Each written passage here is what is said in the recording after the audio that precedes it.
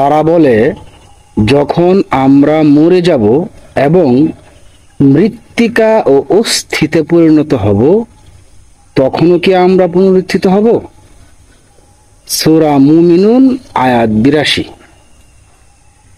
অর্থাৎ এখানে হুজুর পাক সাল্লাল্লাহু আলাইহি সাল্লাম যখন শেষ দিবসের পুনরুত্থানের কথা বলতেন, কিয়ামতের মাঠে মানুষের পুনরুত্থানের কথা বলতেন, তখন অবিশ্বাসীরা এই ধরনের প্রশ্ন করত যে আমরা তো মরে যাব, আমাদের দেহ মাটিতে মিশে যাবে, আমাদের দেহ অস্থিতে পরিণত হবে, মৃত্তিকায় পরিণত হবে, তাহলে এরপরও আমরা কিভাবে পুনরুত্থিত হব শেষ বিচারের দিন?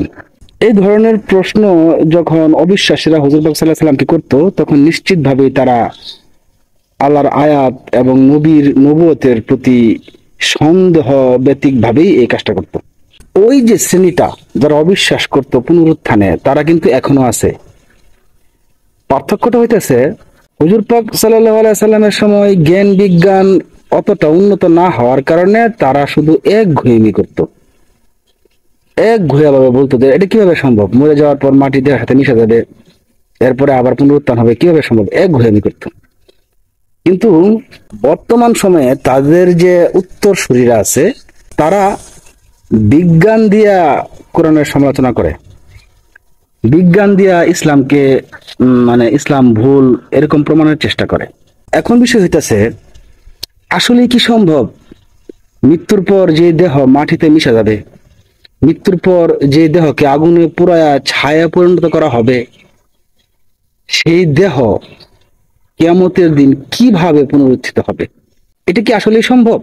পুনরুত্থান সম্ভব কিনা এই জিনিসটা বুঝতে গেলে আপনাকে বুঝতে হবে যে একটা মানুষ কিভাবে সৃষ্টি হয়,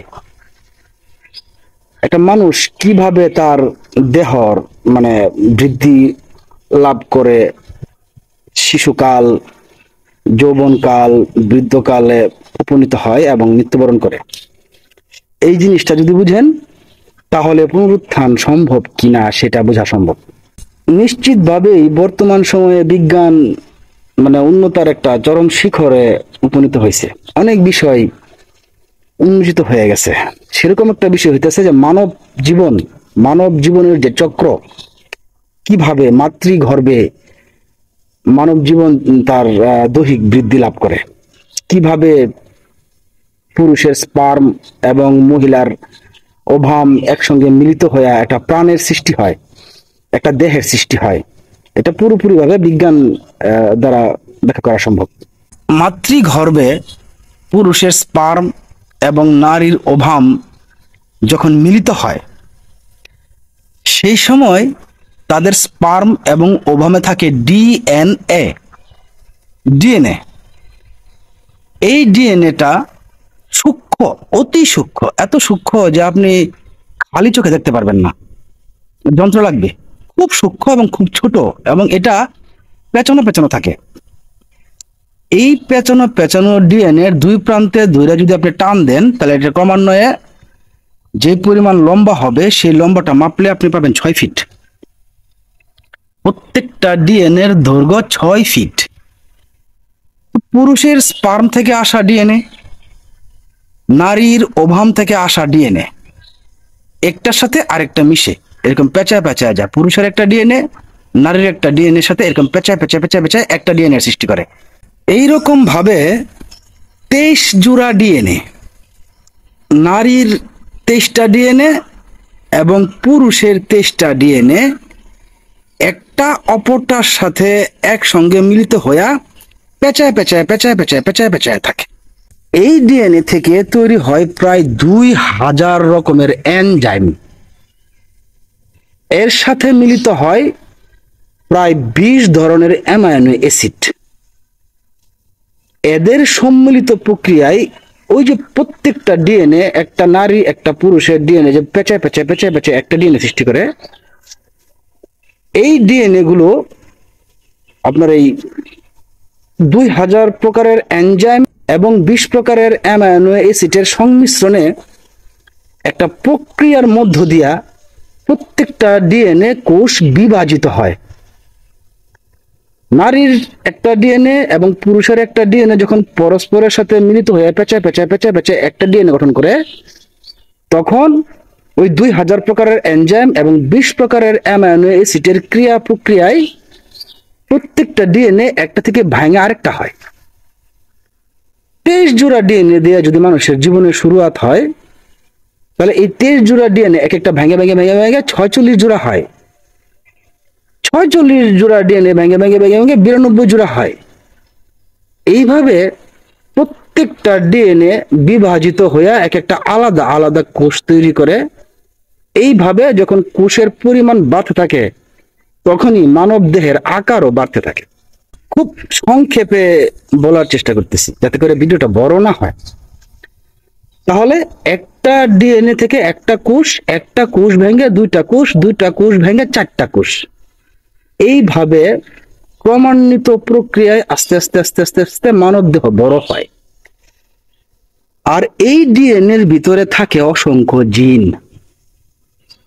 জিনের কাজ হচ্ছে ওই যে বড় হতে থাকা যে মানুষ, তার দৈহিক আকৃতি, দৈহিক গঠন, স্বভাব চরিত্র, তার চোখ কেমন হবে, তার নাক কেমন হবে, তার কান কেমন হবে, সে কতটুকু লম্বা হবে না খাটো হবে, এই সমস্ত কিছু নির্ভর করে এই ডিএনএ এর ভিতরে থাকা যে জিন আছে তার ভিতরে। এটা টোটালি একটা প্রোগ্রাম। খুব সংক্ষেপে বলতেছি, মানুষের যে মৃত্যু মুখে পতিত হওয়া, এই বিষয়টাও জিনের মধ্যে নিহিত আছে। জিন ক্রমান্বয়ে তার দেহের যে কার্যক্ষমতা, তার যে চলাচল করার শক্তি, তার যে বডি অর্গানগুলোর যে কার্যক্ষমতা, এই সমস্ত কিছু আস্তে আস্তে আস্তে আস্তে আস্তে কমায় আসে এবং একটা সময় সে মৃত্যুমুখে পতিত হয়। এই সমস্ত কিছুই ডিএনএ এবং জিনের মধ্যে প্রথিত আছে। তো এইখানে আরেকটা গুরুত্বপূর্ণ বিষয় আছে বা গুরুত্বপূর্ণ আবিষ্কার আছে। যদিও বিজ্ঞানীরা এখনো পর্যন্ত একটা ডিএনএর 100 ভাগের মাত্র 2% আবিষ্কার করতে পারছে, আর 98% আবিষ্কার করার এখনো বাকি আছে। তো এই 2% আবিষ্কার করার ফলেই তারা জানতে পারছে যে এই যে ডিএনএ, যেটা থেকে মানুষের সৃষ্টি কোষ বিভাজনের মধ্যে দিয়া, এই ডিএনএ কখনোই ধ্বংস হয় না। মানে এই পয়েন্টটা নোট করেন, যেই ডিএনএ থেকে মানুষের সৃষ্টি, সেই ডিএনএ কখনোই ধ্বংস হয় না। আমি বলি নাই, এটা বিজ্ঞান বলে।